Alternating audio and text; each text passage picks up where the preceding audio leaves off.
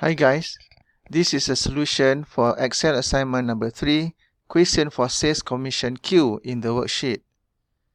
We are going to use two if functions, or we call it nested ifs.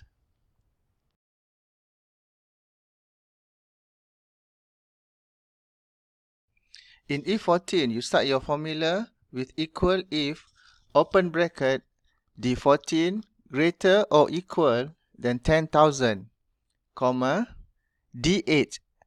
Insert a dollar sign for D8 to make it absolute. Multiply with D14. Then comma, the second if follows.